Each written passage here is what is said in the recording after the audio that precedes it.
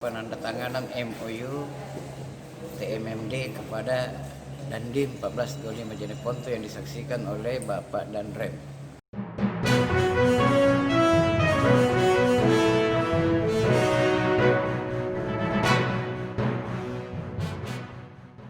Ini adalah penandatanganan MOU TMMD kepada Dandim 1425 Jeneponto yang disaksikan oleh Bapak Danrem.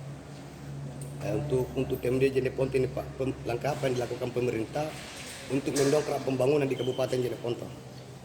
Ya, sudah banyak upaya-upaya yang kita lakukan dan terus kita akan lebih perbanyak lagi.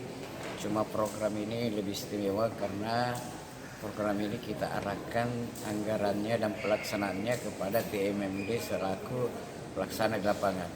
Hal ini sesuai dengan aturan yang memungkinkan, dan ini juga kalau beberapa program yang lalu-lalu yang dilaksanakan oleh TMD selalu mendapatkan hasil yang jauh lebih baik daripada pekerjaan-pekerjaan lainnya.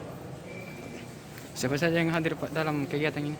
Ada Bapak Danrem 141 Todopuli, Bapak Brigadir Jenderal Jasman Jafar Jamil ya. Oke. Provinsi Kabupaten.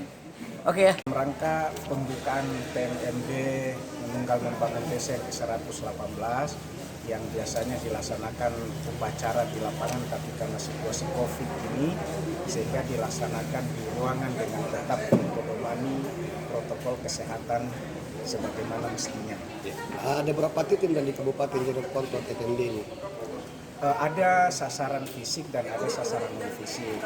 Sasaran fisiknya berupa perintisan jalan 1,4 km, kemudian ada pembuatan palu, pembuatan jembatan, dan juga kegiatan non fisik yang lainnya nanti untuk sosialisasi, kemudian melakukan kegiatan-kegiatan untuk pemutusan mata rantai penyebaran COVID, pembagian masker, kemudian penyemprotan disinfektan, kemudian melaksanakan rapid test, kemudian penyuluhan tentang narkoba kepada masyarakat. Jenderal, skala prioritasnya untuk kegiatan ini?